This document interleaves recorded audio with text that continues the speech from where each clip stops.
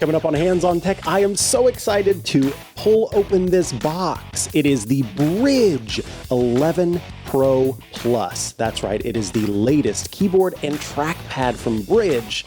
And let's see how it stacks up to the Magic Keyboard from Apple itself. Stay tuned. Hands on Tech is brought to you from Twit's LastPass Studios. Keeping passwords on notes or spreadsheets doesn't work anymore.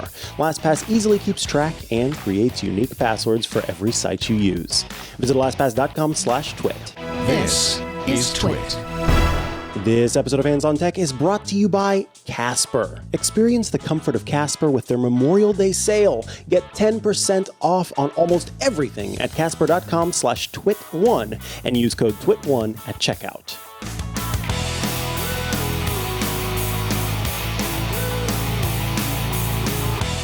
All right, folks, the time has finally come. That's right, the Brydge Pro Plus keyboard is here. I have been waiting for this. I placed an order for it a million years ago when it was still in the pre-order stages, and due to the shelter in place and all that jazz, this thing has been waiting, I have been waiting for this thing for so long, and it has finally come to me. And, you know, one of the things that I'm actually really excited about is the original version of the Brydge Pro Plus was created with the trackpad before Apple introduced an improved trackpad mousing experience on iPad. So this was a technology that sort of Brydge said, you know what, we're going to try this. We're going to make a trackpad keyboard that works with the iPad. And then shortly after that, Apple came out with their own. So Brydge kind of did it right before, and they sent these out. And unfortunately, earlier versions of this hardware were not so swell, but they released a firmware update, and you simply download an app, and then you connect to the Brydge Pro Plus keyboard, and you install the firmware update, and it improves upon the experience. So I was excited actually to get this, frankly, after everything had happened, because it meant that I was getting the sort of intended experience and the improved experience, where I didn't have my interaction with the device colored by the poor experience that early users were getting, especially with the review units. So this is a full unit, not a review unit, a release hardware version, and it comes in space gray. And this one, of course, is for the 11-inch iPad Pro. Now, this does not use the smart connector like Apple's Magic Keyboard does. This is a completely Bluetooth experience with both that trackpad and the keyboard. So it's kind of interesting that it's integrated despite the fact that it is, you know, two separate devices. And so, yeah, let's go ahead and take this apart, or rather open it up and see what we've got going here. So Brydge, of course, has their nice magnetic clasp enclosure. And we open it up, and it quickly gives you some information about how to use this device. One of the things that's really nice about the Brydge Pro Plus keyboard is the fact that it comes with some shortcut keys that you don't get with other keyboards that don't have as many, including Apple's own. Inside, you're going to find the Brydge Pro Plus keyboard itself, plus a USB-C cable. That's right, it charges with USB-C. How nice. A little cable that I can add to my growing tangle of cords. If I can get the plastic undone there. You know what? Forget it. So then we open this up and pull it out. And what do we have inside? We have the Brydge Pro Plus keyboard itself. Looks a lot like the older model, except for, what's that there? A trackpad.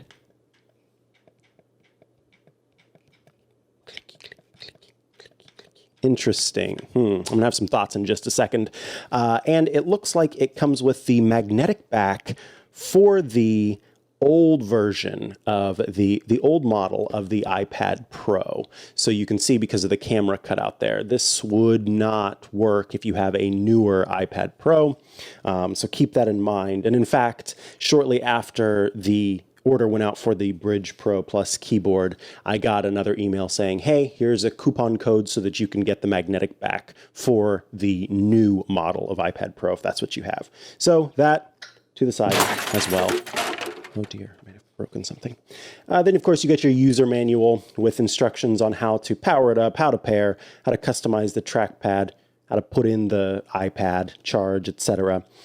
This touts, I believe it's 3 months of battery life, yes, on a single charge, which is really great, and a 1-year hardware warranty if you've got some issues. So let's see. That's that user manual, and of course the warranty information is in there as well. And then you can't go without a nice sticker, and so that is included if you are a Brydge fan.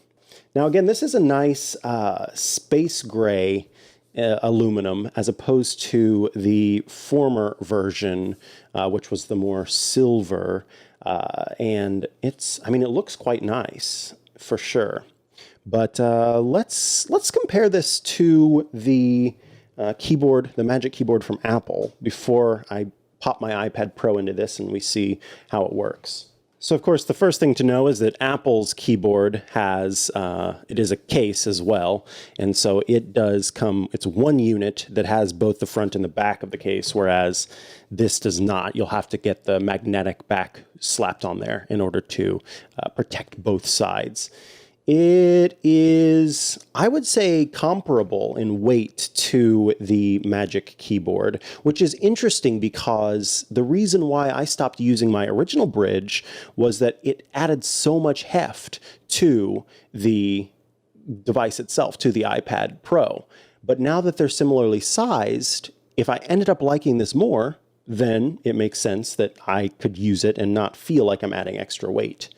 Let's pop it open, though, and see about the device itself. So, again, one of the things to note here is that you've got some more keys on the Brydge Pro Plus keyboard. You've got your home button, your lock button, your backlit screen button, backlit keyboard button, brightness controls, bring up a keyboard, input controls, play, pause, basically all the media controls, volume, Bluetooth pairing, and then of course the power key, as well as a key for activating Siri.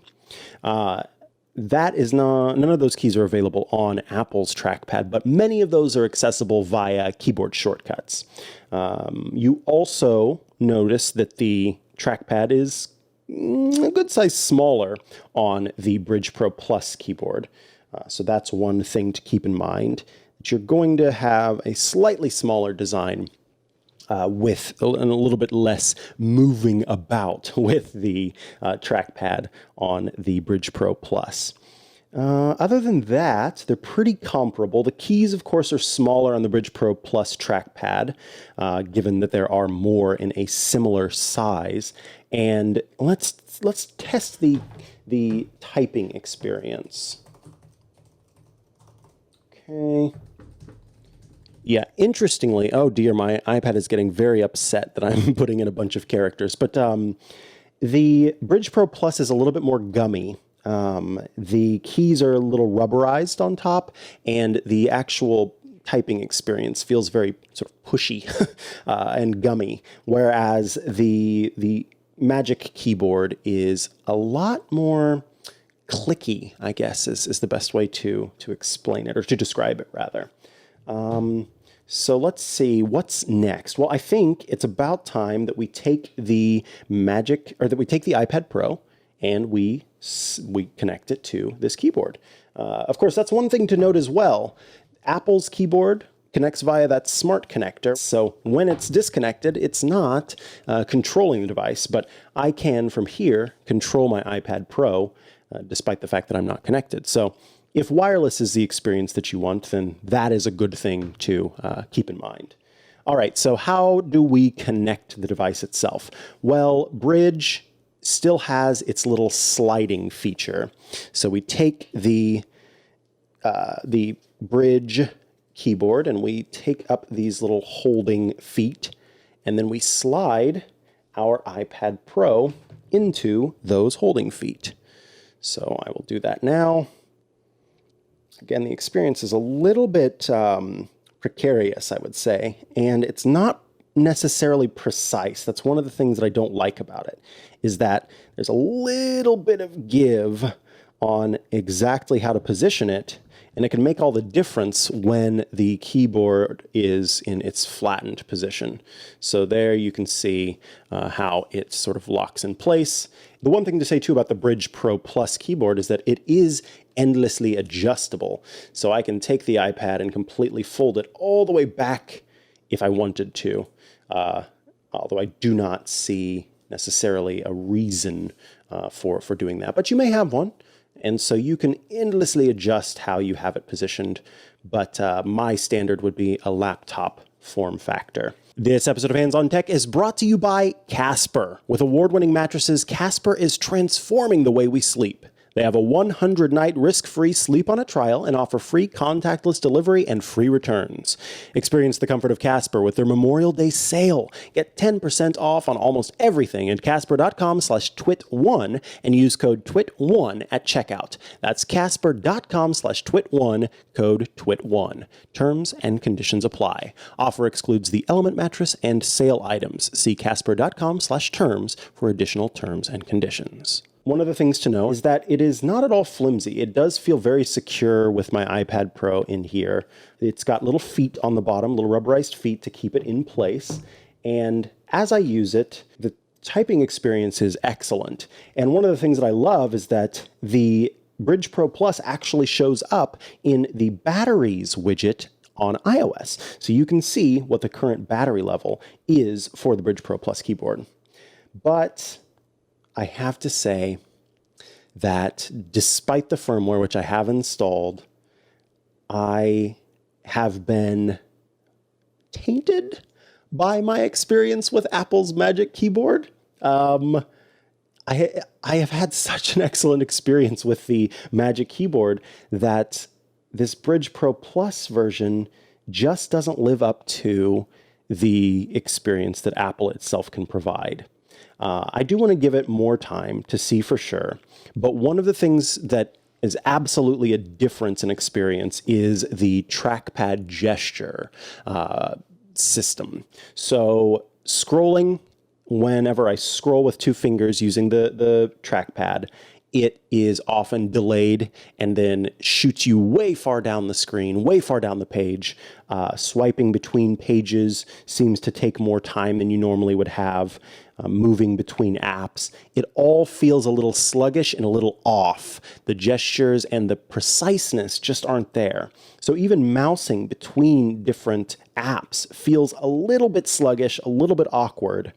And two, if you watch the iFixit, if you read through the iFixit teardown of Apple's Magic Keyboard, then you would have seen the way that Apple has set up clicking on the Magic Keyboard that makes it so that no matter where you click on that trackpad, it will produce a good click and will actually register a click. Whereas with the Brydge Pro Plus trackpad, it seems that it is a simple levered design. And so if you press near the top, then you do have trouble clicking on something on the screen because the click is at the bottom of the trackpad. I will say that mousing across the entire surface is about the same, so there's consistency there, which is nice. But in terms of actually getting a fully integrated and fully realized mousing experience, it doesn't seem to be living up to what Apple has been able to provide for its own hardware.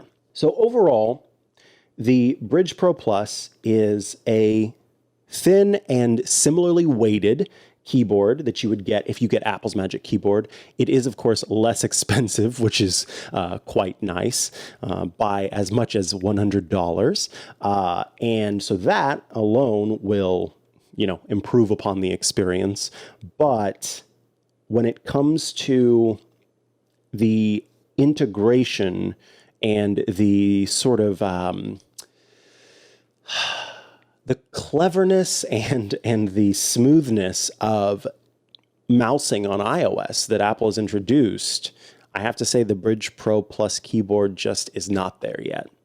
Brydge says that it will continue to release firmware updates to improve upon the experience, and I look forward to an improved mousing experience, at which point I could see myself recommending this product as a substitute for Apple's keyboard. But as it stands, if you want a true mousing experience on iOS, then this is not for you. As for typing, it does a fantastic job. And with those extra keys, those shortcut keys, you very well might enjoy the Brydge keyboard more. But in that case, maybe you'll just go for the regular Brydge keyboard, the one that does not include the trackpad. That plus that adds the trackpad, I don't think it's there yet.